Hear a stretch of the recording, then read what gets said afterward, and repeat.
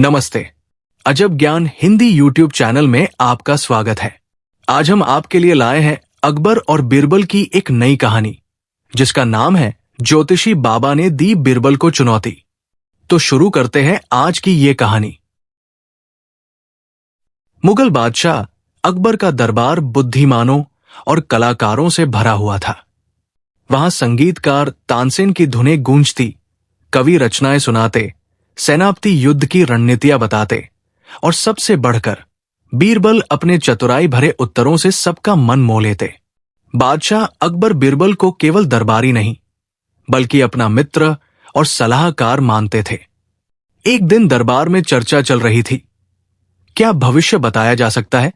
कुछ दरबारी बोले, हाँ हुजूर, ज्योतिषी सब कुछ जान लेते हैं। दूसरे बोले, नहीं, भविष्य केवल खुदा के हाथ में है। अकबर मुस्कुराए और बोले, तो क्यों न हम किसी ज्योतिषी को बुलाएं और देखें उसकी विद्या कितनी सच्ची है। दरबार में यह प्रस्ताव सबको अच्छा लगा। संदेश भेजा गया और दूसरे ही दिन एक प्रसिद्ध ज्योतिषी बाबा दरबार में पहुंचे। उनका नाम था पंडित ताराचंद्र ज्योतिषाचार्य। वे दूर दूर तक अपनी भविष्यवाणियों के लिए प्रसिद्ध थे। उनके माथे पर तिलक, हाथ में ज्योतिष ग्रंथ और चाल में आत्मविश्वास था।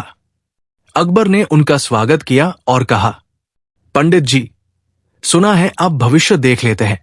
क्या आप हमें बता सकते हैं कि हमारे दरबार में कौन सबसे बुद्धिमान है? पंडित जी ने मुस्कुराते हुए कहा, जहां जहां ग्रहों का योग अनुकूल होता है, वही बुद्धि का प्रकाश फैलता है। मुझे केवल जन्म कुंडली चाहिए। अकबर ने हंसते हुए कहा, हमारे दरबार में जन्म कुंडलियां नहीं, कर्म की कुंडलियां चलती है। दरबार ठहाकों से गूंज उठा, पर पंडित जी शांत रहे। उन्होंने कहा, तो फिर परीक्षा की जाए, जहां मैं अपनी विद्या से किसी की बुद्धि को परख सकूं। अकबर ने तुरंत कहा, बहुत अच्छा बीरबल, यह काम तुम्हारे सुपुर्द किया जाता है।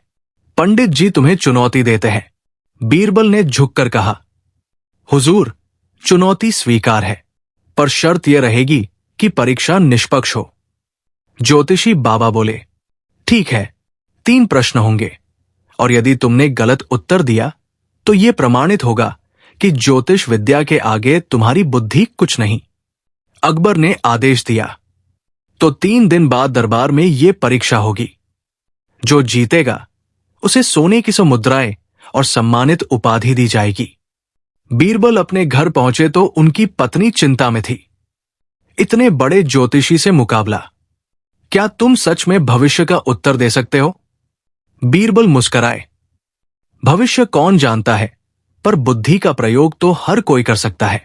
उन्होंने सोचा, ज्योतिषी विद्या ग्रहों, नक्षत्रों और तिथियों पर आधारित है, परंतु बीरबल का शस्त्र था तर्क, व्यंग्य और चतुराई। उन्होंने तय किया कि वे ज्योतिषी बाबा की परीक्षा उनकी ही भाषा में लेंगे, पर सवाल का जवाब दिमाग से देंगे। उधर ज्योतिषी बाबा भी सोच रहे थे, बीरबल तो बड़ा चतुर है, पर मैं ग्रहों के संकेतों से उसकी बुद्धि को मात दूंगा। उन्होंने अपनी पुस्तकों में देखा, बुध और शनि की स्थिति ऐसी है कि कल का दिन बीरबल के लिए अशुभ रहेगा। बाबा ने मुस्कुराते हुए कहा, तो तय रहा, मैं उसी दिन उसकी परीक्षा लूंगा। दरबार में बड़ी भीड़ थी। अकबर के साथ सभी 9 रत्न उपस्थित थे।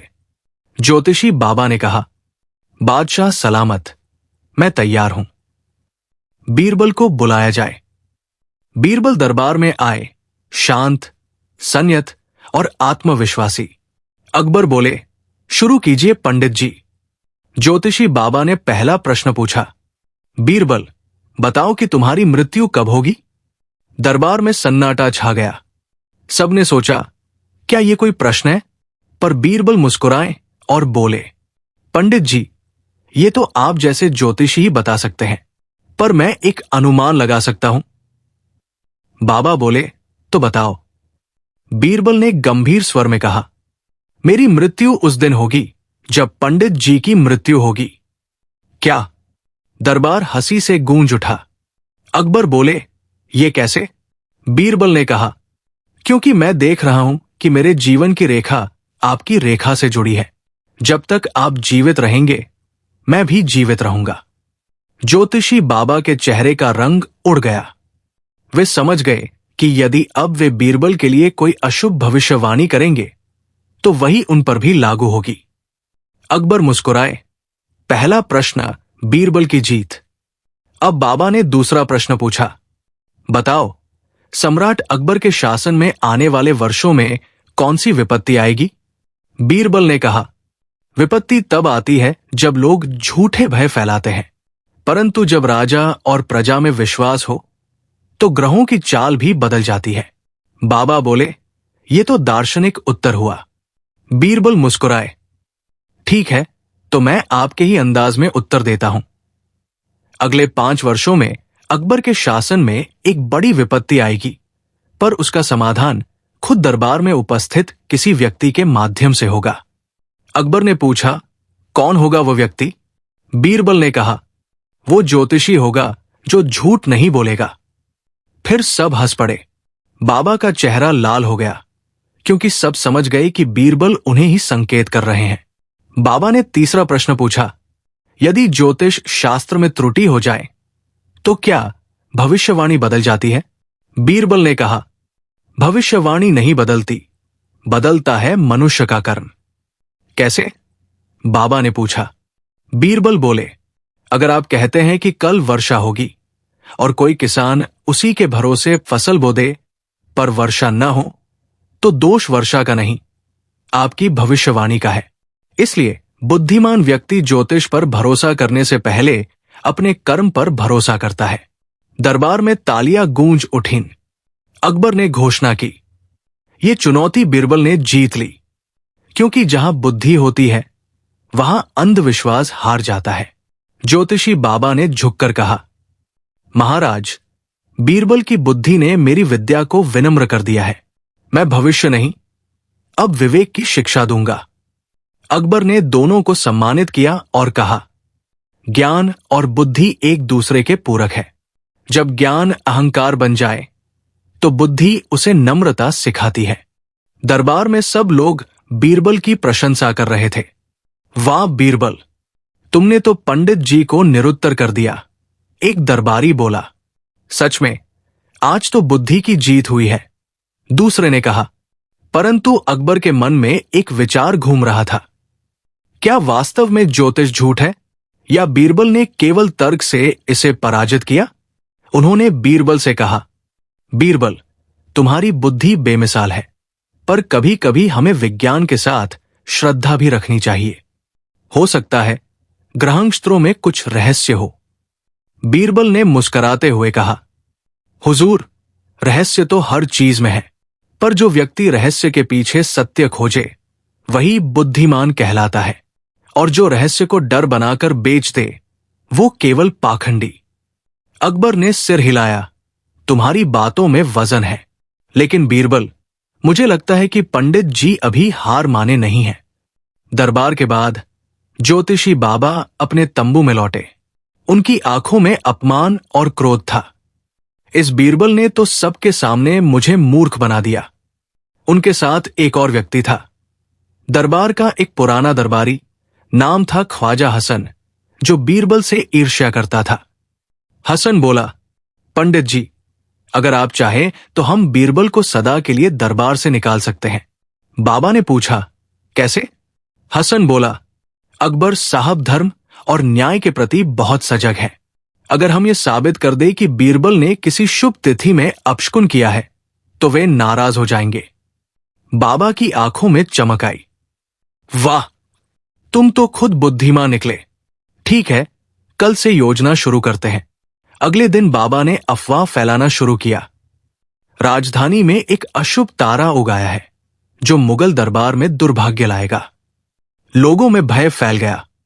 कहते हैं अगर उस तारे की छाया किसी पर पड़ जाए तो उसका भाग्य बिगड़ जाता है। हसन ने यह खबर अकबर तक पहुंचाई। हुजूर, वो तारा आपके महल के ऊपर दिखाई देता है। पंडित जी कहते हैं इसे शांत करने के लिए विशेष पूजा करनी होगी। अकबर ने तुरंत पंडित जी को बुलाया। पंडित जी ने कहा, हुजूर, ये तारा अशुभ संकेत दे रहा है। अगर हमने इसे शांत नहीं किया तो अगले महीने कोई बड़ा संकट आ सकता है। अकबर ने पूछा, क्या करना होगा? बाबा बोले, पूजा करनी होगी, पर एक शर्त है। ये पूजा उस व्यक्ति से करवानी होगी जिसके भाग्य में राज्य का संकट हरना लिखा है। अकबर ने कहा, कौन है वो? बाबा ने मुस्कुराकर कहा, मैंने गणना की है। वो व्यक्ति आपके दरबार में ही है और उसका नाम है बीरबल। अकबर ने चौंक कर कहा, बीरबल? बाबा ने कहा, हां, पर यह कार्य जोखिम भरा है। पूजा के अंत में अशुभ तारे की ऊर्जा उसी व्यक्ति पर गिरेगी, इसलिए जो ये पूजा करेगा उसका जीवन संकट में पड़ सकता है। अकबर ने गहरी सांस ली। वे बीरबल को मित्र की तरह चाहते थे, पर देश का कल्याण भी जरूरी था। उन्होंने बीरबल को बुलाया। बीरबल, पंडित जी कहते हैं कि तुम्हें पूजा करनी होगी। ये देश की भलाई के लिए है। बीरबल ने मुस्कुराते हुए कहा, हुजूर, अगर देश के लिए मेरी जान भी जाए तो क्या हर्ज है। दरबार में सन्नाटा छा गया। बाबा और हसन ने एक दूसरे को देखकर मुस्कुराया। उनकी योजना सफल होती दिख रही थी। रात को बीरबल अपने घर लौटे। उनकी पत्नी ने कहा, आप सच में ये पूजा करेंगे? सुना है ये बहुत खतरनाक है। बीरबल बोले, हां, लेकिन मुझे लगता है कि ये सब योजना है। तो क्या करोगे? पत्नी ने पूछा। बीरबल मुस्कुराए, जिसने योजना बनाई है उसे ही उसका शिकार बनाऊंगा।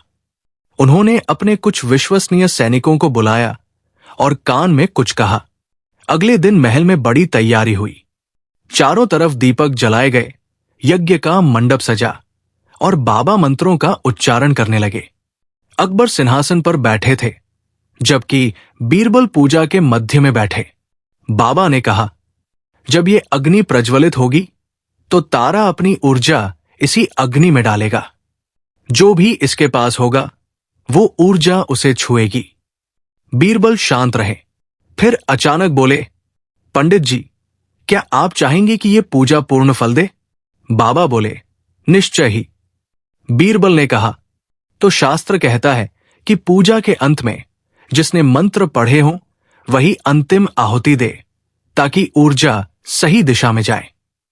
बाबा हिचकिचाए, परंतु अकबर बोले, पंडित जी, बीरबल ठीक कहते हैं, ये तो आपकी पूजा है, अंतिम आहुति आप ही दे। अब बाबा फंस गए। उन्होंने अनिच्छा से अग्नि में आहुति दी। उसी समय बीरबल ने अपने सैनिकों को संकेत किया। उन्होंने मंदिर के पीछे से लाल रंग का धुआं छोड़ दिया, जो आकाश में गया और अशुभ तारा जैसा दिखने लगा। लोग चिल्लाए, देखो, तारा बाबा पर गिर रहा है। बाबा डर के मारे गिर पड़े। पूजा खत्म हुई और सबने बीरबल की ओर देखा। अकबर बोले, बीरबल, ये क्या हुआ? बीरबल ने कहा, हुजूर, ये वही तारा है जो बाबा ने बनाया था, भय का तारा। ये लाल धुआं मैंने ही तैयार करवाया था, ताकि आपको दिखा सकूं कि डर केवल हमारे मन में होता है। उन्होंने आगे कहा, बाबा ने इस पूजा की योजना इसलिए बनाई ताकि मुझे मरवाया जा सके। दरबार का एक व्यक्ति उनके साथ मिला था। अकबर ने पूछा, कौन? बीरबल ने इशारा किया, वो है ख्वाजा हसन। सैनिकों ने तुरंत हसन को पकड़ लिया। बाबा ने सबके सामने सिर झुका लिया। महाराज, मैं अपराधी हूं। मैंने बीरबल की बुद्धि को चुनौती देने के चक्कर में पाप किया। अकबर बोले, बाबा, तुम विद्वान हो, पर विद्या का दुरुपयोग किया है। तुम्हें दंड मिलेगा, पर साथ ही सुधार का अवसर भी। उन्होंने आदेश दिया, बाबा अब राजगुरु के नहीं, बल्कि जनता के शिक्षक बनेंगे। वे गांव-गांव जाकर ये शिक्षा देंगे कि अंधविश्वास से बड़ा कोई अभिशाप नहीं।